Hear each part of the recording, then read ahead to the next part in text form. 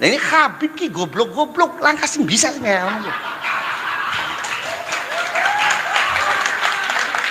Langkah sing bisa.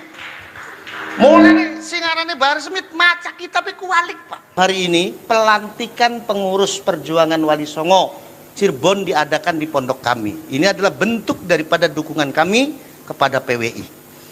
Saya sudah katakan di media bahwa PWI itu bagus sekali. Bukan karena ketuanya kakak saya, bukan. Malah saya ini nggak boleh deket-deket dengan Syarif Abbas. Ngobrol serius 1 menit, kesananya itu berantem kalau saya dengan Syarif Abbas itu. Makanya jangan deket-deket. Jadi saya ini sangat objektif mendukung PWI. Bukan karena Syarif Abbas kakak saya, bukan. Tapi karena programnya itu yang membuat saya ini sangat mendukung. Pertama adalah pelurusan sejarah. Di mana di hari ini kita menghadapi satu tantangan. Banyak sekali oknum-oknum yang menyelewengkan sejarah kita. Dari mulai NU, yang menurut saya pribadi itu bukan hanya sebagai sebuah organisasi atau jamaah, tapi NU itu amanat syariat bagi saya. Di hari ini ada oknum-oknum yang membelokkan sejarah NU. Yang kedua adalah pemalsuan nasab.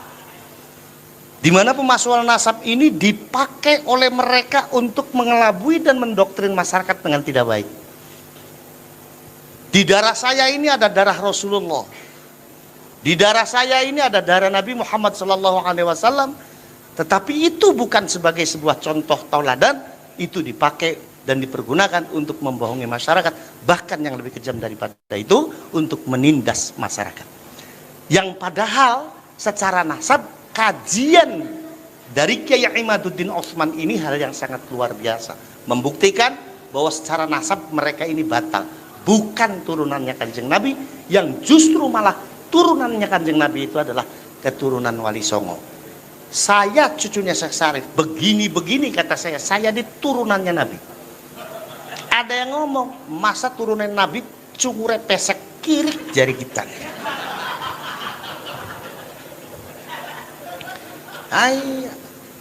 Akhirnya apa? Karena doktrinnya yang begitu kuat, akhirnya masyarakat memahami bahwa turunannya Kanjeng Nabi ukurannya cungur. Kalau ukurannya cungur, masa saya dengan Syarif Abbas beda keturunan? Ya kan? Syarif Abbas ini kan hidungnya mancung. Kalau dikatakan turunannya Nabi, wajar, pantas. Wajahnya ini Arabi. Kalau saya Cirebon Tulen, Pak.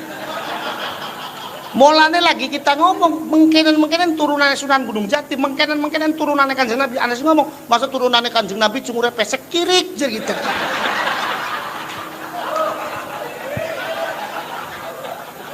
Ya boleh. Itu kalau orang Cirebon ngomongnya begitu, Ceng. Kirik. Kalau orang Jawa Timur jajuk gitu kan. Nah, ini perlu diluruskan.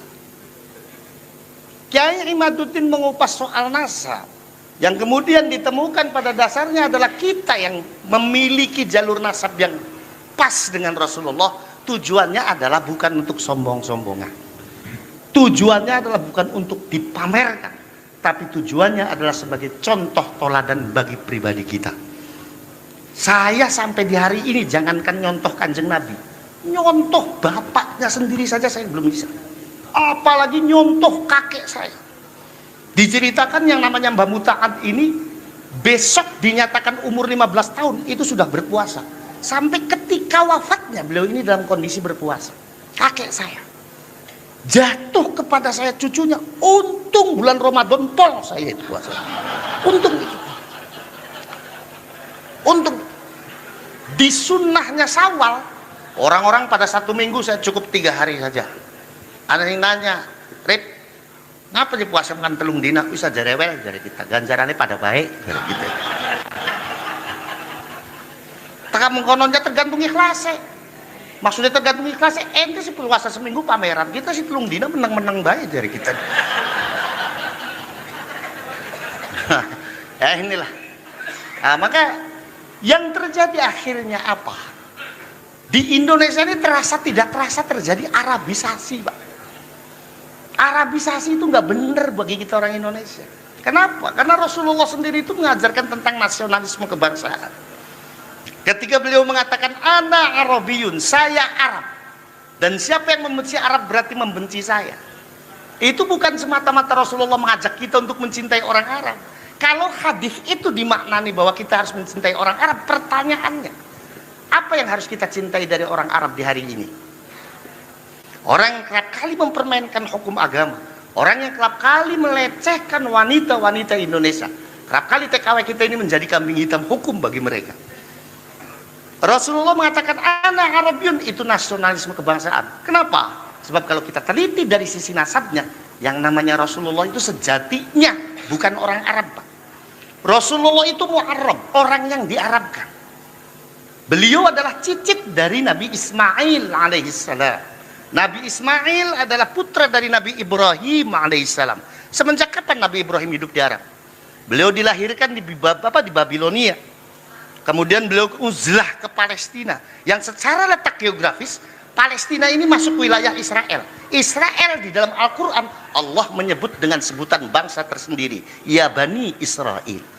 Jadi Rasulullah itu sejatinya bukan orang Arab. Kalaupun beliau mengatakan ana Arabiyun, dan barang siapa orang yang membenci Arab berarti membenci saya, itu adalah nasionalisme kebangsaan. Maka mencerna hadis ini harus dilihat konteksnya. Konteksnya adalah nasionalisme kebangsaan. Maka kalau kita mau mencontoh apa yang dikatakan oleh beliau, kata beliau ana Arabiyun, maka jatuh kepada kita umatnya yang ada di Indonesia, katakan ana Indonesiu. Kalau beliau mengatakan siapa yang membenci Arab berarti membenci saya, jatuh kepada kita umatnya di Indonesia, katakan barang siapa yang membenci saya, membenci saya Indonesia berarti membenci saya. Itulah. Nah, ini Habib ki goblok-goblok langkah sing bisa sih ya. Langkah sing bis. Mulane sing arane Bahar Smith maca kitab kualik, Pak. Itu huruf Arab ku ditulisnya sing tengen marani sing kiwe marani tengen, diwaca sing tengen marani kiwe si pribadi. Wah, toling rasaiku muallim. Begitu itu. Na'udzubillahi min dzalik, tsumma na'udzubillahi min dzalik. Terjadi Arabisasi sehingga sekarang ini orang Indonesia itu kalau ngomong gak gaya Arab, disangkanya enggak gaya. Anak liko ukhti akhi gabal gabul. Saya bilang, kenapa yang pakai bahasa mengkonon?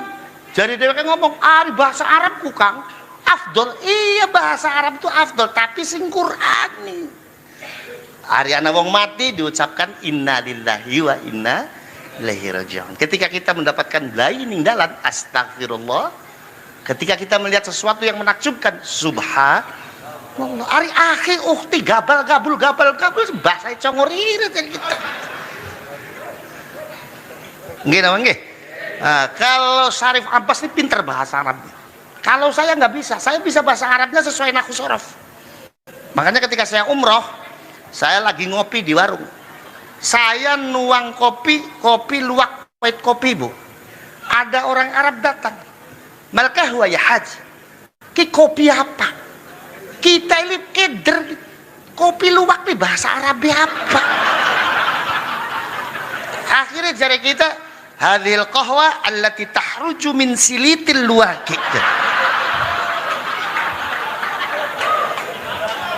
Ya tadi bahasa Arabnya apa? Kopi luwak lah. Kata teman saya yang di samping, Gus, kalau kapal api apa Gus bahasa Arabnya? Safinatun nar. Nah, itu terjadi Arabisasi, disangkanya yang namanya bahasa Arab.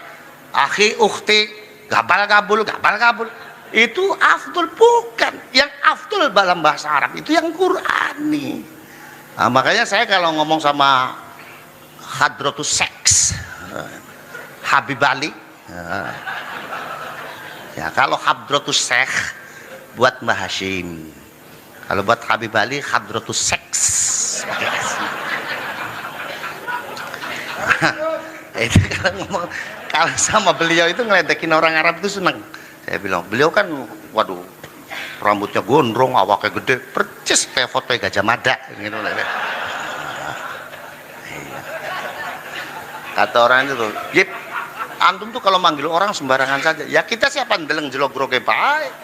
Gus Muafik awake gede, ireng, rambutnya gondrong, tak undangnya jin Islam. Iya. Pada we karo bibali itu kundange patung Gajah Mada. Percis kayak Gajah Mada. Nah, bahasa Sunda, bahasa Jawa itu adalah bahasa yang diciptakan oleh leluhur kita sesuai dengan tatanan nilai-nilai akhlak dan moral kita.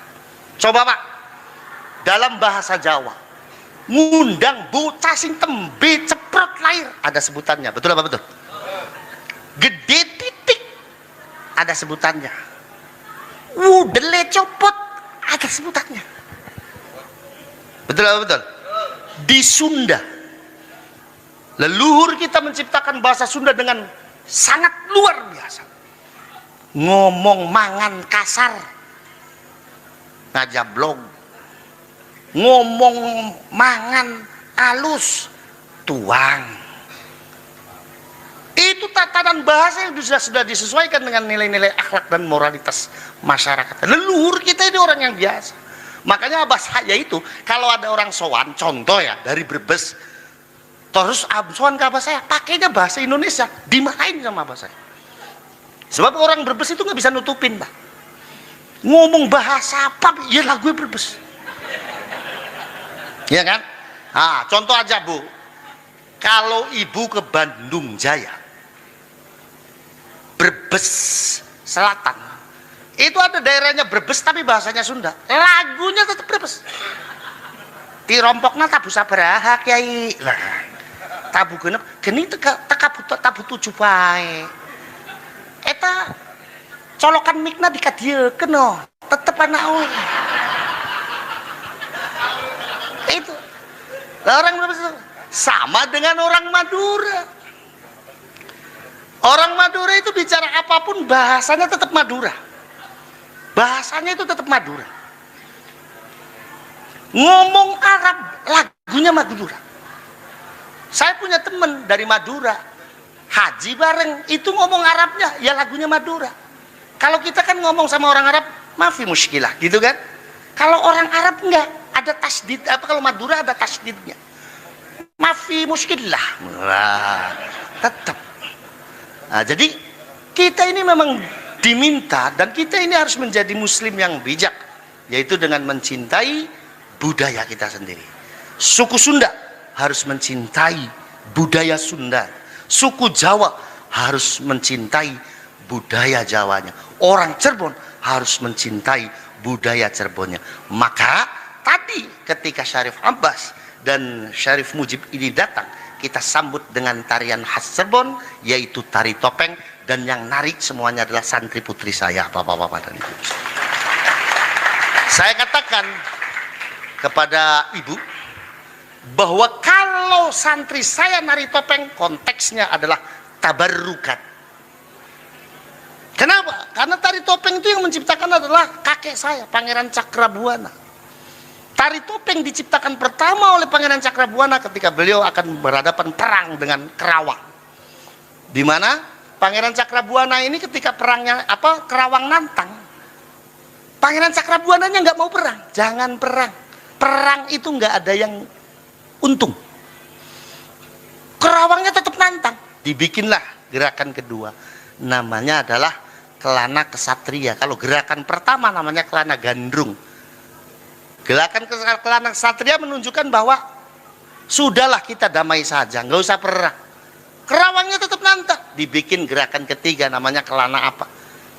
Akhirnya dengan sangat terpaksa Pangeran Cakrabuana menerima tantangan Kerawang, terjadilah perang, Kerawangnya kalah, dan dibikin gerakan ketiga Kelana apa yang menunjukkan bahwa gerakan itu bahwa tuh saya sudah ngomong sama kamu, kalau perang kamu yang kalah, sudah sekarang nggak usah perang, saya maafkan, ayo kita bareng-bareng lagi. Itu Pangeran Cakrabuana.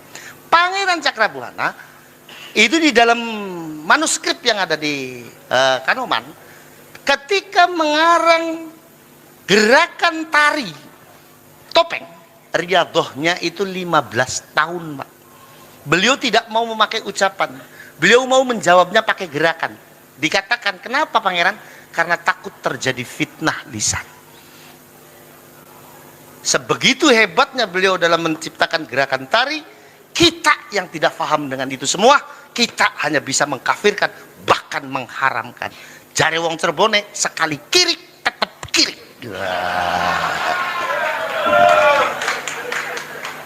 Nah inilah, saya meriset sejarah Cirebon itu kurang lebih 4 tahun dengan almarhum almarhumlah Dr. Affan Safari Hashim, ahli filologi yang beliau juga masih keluarga dari Kesultanan Cirebon. Yang padahal secara nasab kajian dari Kiai Imaduddin Osman ini hal yang sangat luar biasa, membuktikan bahwa secara nasab mereka ini batal, bukan turunannya Kanjeng Nabi, yang justru malah turunannya Kanjeng Nabi itu adalah keturunan Wali Songo. Saya cucunya Syekh Syarif, begini-begini kata saya di turunannya Nabi. Ada yang ngomong, masa turunan Nabi cungure pesek kirik jari kita.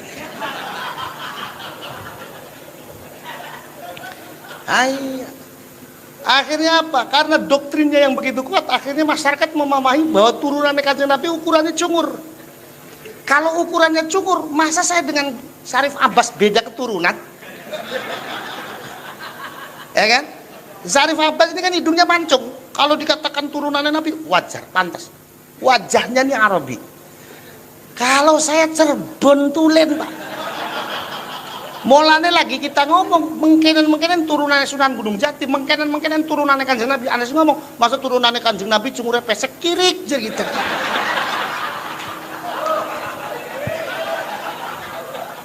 Ya boleh. Itu kalau orang Cirebon ngomongnya begitu, Ceng. Kirik. Kalau orang Jawa Timur jajuk gitu kan. Nah, ini perlu diluruskan. Kiai Imaduddin mengupas soal nasab, yang kemudian ditemukan pada dasarnya adalah kita yang memiliki jalur nasab yang pas dengan Rasulullah. Tujuannya adalah bukan untuk sombong-sombongan, tujuannya adalah bukan untuk dipamerkan, tapi tujuannya adalah sebagai contoh toladan bagi pribadi kita. Saya sampai di hari ini jangankan nyontoh Kanjeng Nabi, nyontoh bapaknya sendiri saja saya belum bisa, apalagi nyontoh kakek saya. Diceritakan yang namanya Mbah Muta'ad ini besok dinyatakan umur 15 tahun itu sudah berpuasa, sampai ketika wafatnya beliau ini dalam kondisi berpuasa. Kakek saya jatuh kepada saya cucunya, untung bulan Ramadan pol saya itu puasa, untung itu, untung. Di sunnahnya Syawal orang-orang pada 1 minggu, saya cukup 3 hari saja. Ada yang nanya, Rip, ngapa di puasa makan telung dina bisa jarewel dari kita, ganjarannya pada baik gitu. Taka mengkononnya tergantung ikhlasnya. Maksudnya tergantung ikhlasnya, ente sih puasa seminggu pameran, kita sih telung dina menang-menang baik dari kita. Ya inilah. Nah, maka yang terjadi akhirnya apa? Di Indonesia ini tidak terasa terjadi Arabisasi, Pak. Arabisasi itu nggak benar bagi kita orang Indonesia. Kenapa? Karena Rasulullah sendiri itu mengajarkan tentang nasionalisme kebangsaan. Ketika beliau mengatakan ana Arabiyun, saya Arab, dan siapa yang membenci Arab berarti membenci saya. Itu bukan semata-mata Rasulullah mengajak kita untuk mencintai orang Arab. Kalau hadis itu dimaknani bahwa kita harus mencintai orang Arab, pertanyaannya, apa yang harus kita cintai dari orang Arab di hari ini? Orang yang kerap kali mempermainkan hukum agama, orang yang kerap kali melecehkan wanita-wanita Indonesia, kerap kali TKW kita ini menjadi kambing hitam hukum bagi mereka. Rasulullah mengatakan ana Arabiyun, itu nasionalisme kebangsaan. Kenapa? Sebab kalau kita teliti dari sisi nasabnya, yang namanya Rasulullah itu sejatinya bukan orang Arab, Pak. Rasulullah itu mu'arrab, orang yang diarabkan. Beliau adalah cicit dari Nabi Ismail alaihissalam. Nabi Ismail adalah putra dari Nabi Ibrahim alaihissalam. Semenjak kapan Nabi Ibrahim hidup di Arab? Beliau dilahirkan di Babilonia. Kemudian beliau uzlah ke Palestina, yang secara letak geografis Palestina ini masuk wilayah Israel. Israel di dalam Al-Quran Allah menyebut dengan sebutan bangsa tersendiri, ya Bani Israel. Jadi Rasulullah itu sejatinya bukan orang Arab. Kalaupun beliau mengatakan ana Arabiyun, dan barang siapa orang yang membenci Arab berarti membenci saya, itu adalah nasionalisme kebangsaan. Maka mencerna hadis ini harus dilihat konteksnya. Konteksnya adalah nasionalisme kebangsaan. Maka kalau kita mau mencontoh apa yang dikatakan oleh beliau, kata beliau ana Arabiyun, maka jatuh kepada kita umatnya yang ada di Indonesia, katakan ana Indonesiun. Kalau beliau mengatakan siapa yang membenci Arab berarti membenci saya, jatuh kepada kita umatnya di Indonesia, katakan barang siapa yang membenci saya, membenci saya Indonesia berarti membenci saya. Itulah. Nah ini Habib ki goblok-goblok langkah sing bisa sih ya. Langkah sing bis. Mulane sing arane Bahar Smith maca kitab kualik, Pak. Itu huruf Arab ku ditulisnya sing tengen marani sing kiwe marani tengen, diwaca sing tengen marani kiwe si pribadi. Wah, toling rasaiku muallim. Begitu itu. Na'udzubillahi min dzalik, tsumma na'udzubillahi min dzalik. Terjadi Arabisasi sehingga sekarang ini orang Indonesia itu kalau ngomong nggak gaya Arab, disangkanya nggak gaya. Anak liko ukhti akhi gabal gabul. Saya bilang, kenapa yang pakai bahasa mengkonon? Jadi dia ngomong, bahasa Arabku Kang afdol. Iya, bahasa Arab itu afdol, tapi sing Qur'ani. Ariana wong mati diucapkan inna lillahi wa inna ilaihi raji'un. Ketika kita mendapatkan belai ninggalan, astagfirullah. Ketika kita melihat sesuatu yang menakjubkan, subhanallah. Ari akhi ukhti gabal gabul bahasa congor irit kita. Nggih napa nggih? Kalau Syarif Abbas ini pinter bahasa Arabnya. Kalau saya nggak bisa, saya bisa bahasa Arabnya sesuai nahwu sorof. Makanya ketika saya umroh, saya lagi ngopi di warung. Saya nuang kopi luwak white kopi, Bu. Ada orang Arab datang. Malkah huwa ya haji. Ki kopi apa? Kita ini keder. Kopi luwak nih bahasa Arabnya apa? Akhirnya jari kita, hadhil qahwa allati tahruju min silitil luwaki. Ya tuli bahasa Arabnya apa kopi luwak? Kata teman saya yang di samping, Gus, kalau kapal api apa Gus bahasa Arabnya? Safinatun nar. Nah, ini terjadi Arabisasi, disangkanya yang namanya bahasa Arab. Akhi, ukhti, gabal gabul. Itu afdol, bukan. Yang afdol dalam bahasa Arab itu yang Qur'ani. Nah, makanya saya kalau ngomong sama Hadratus Seks, Habib Ali, ya kalau Hadratus Syekh buat Mbah Hashim, kalau buat Habib Ali Hadratus Seks. Itu kalau sama beliau itu ngeledekin orang Arab itu seneng. Saya bilang beliau kan waduh rambutnya gondrong, awaknya gede, percis kayak foto Gajah Mada gitu. Kata orang itu, "Yip, antum tuh kalau manggil orang sembarangan saja." Ya kita siapa ndeleng jelog-groge bae. Gus Muafik awake gede, ireng, rambutnya gondrong, tak undangnya jin Islam. Iya. Pada we Robi Bali itu undangnya patung Gajah Mada. Percis kayak Gajah Mada. Nah, bahasa Sunda, bahasa Jawa itu adalah bahasa yang diciptakan oleh leluhur kita sesuai dengan tatanan nilai-nilai akhlak dan moral kita. Coba Pak, dalam bahasa Jawa ngundang bocah sing tembe ceprot lahir ada sebutannya, betul apa betul? Gede titik ada sebutannya, wudele copot ada sebutannya, betul apa betul? Di Sunda leluhur kita menciptakan bahasa Sunda dengan sangat luar biasa. Ngomong mangan kasar ngajablog, ngomong mangan alus tuang.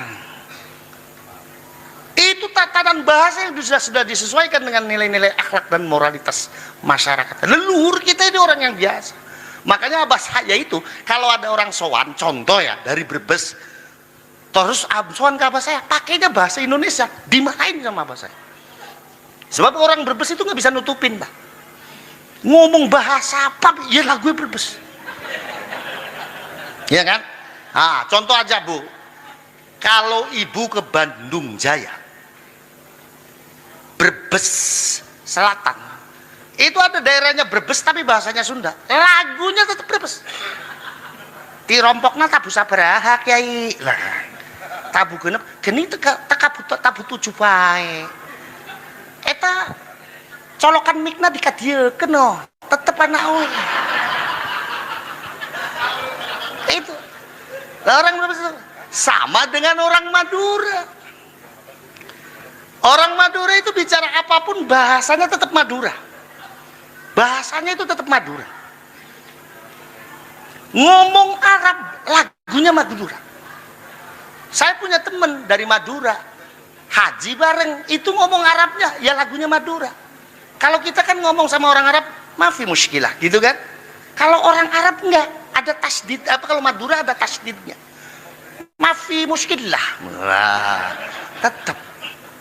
Nah, jadi kita ini memang diminta dan kita ini harus menjadi muslim yang bijak, yaitu dengan mencintai budaya kita sendiri. Suku Sunda harus mencintai budaya Sunda. Suku Jawa harus mencintai budaya Jawanya. Orang Cirebon harus mencintai budaya Cirebonnya. Maka tadi ketika Syarif Abbas dan Syarif Mujib ini datang, kita sambut dengan tarian khas Cirebon, yaitu tari topeng, dan yang narik semuanya adalah santri putri saya, bapak-bapak dan ibu. Saya katakan kepada ibu bahwa kalau santri saya nari topeng, konteksnya adalah tabarrukat. Kenapa? Karena tari topeng itu yang menciptakan adalah kakek saya, Pangeran Cakrabuana. Tari topeng diciptakan pertama oleh Pangeran Cakrabuana ketika beliau akan berhadapan perang dengan Kerawang. Di mana Pangeran Cakrabuana ini ketika perangnya Kerawang nantang, Pangeran Cakrabuananya nggak mau perang. Jangan perang. Perang itu nggak ada yang untung. Kerawangnya tetap nantang. Dibikinlah gerakan kedua. Namanya adalah Kelana Kesatria. Kalau gerakan pertama namanya Kelana Gandrung. Gerakan Kelana Kesatria menunjukkan bahwa sudahlah kita damai saja, nggak usah perang. Kerawangnya tetap nantang. Dibikin gerakan ketiga namanya Kelana apa. Akhirnya dengan sangat terpaksa Pangeran Cakrabuana menerima tantangan Kerawang, terjadilah perang, Kerawangnya kalah, dan dibikin gerakan ketiga Kelana apa yang menunjukkan bahwa gerakan itu bahwa tuh saya sudah ngomong sama kamu, kalau perang kamu yang kalah, sudah sekarang nggak usah perang, saya maafkan, ayo kita bareng-bareng lagi. Itu Pangeran Cakrabuana. Pangeran Cakrabuana itu di dalam manuskrip yang ada di Kanoman, ketika mengarang gerakan tari topeng, riadohnya itu 15 tahun Pak. Beliau tidak mau memakai ucapan, beliau mau menjawabnya pakai gerakan. Dikatakan, kenapa Pangeran? Karena takut terjadi fitnah lisan. Sebegitu hebatnya beliau dalam menciptakan gerakan tari, kita yang tidak paham dengan itu semua, kita hanya bisa mengkafirkan, bahkan mengharamkan. Jare wong Cirebone sekali kiri tetap kiri.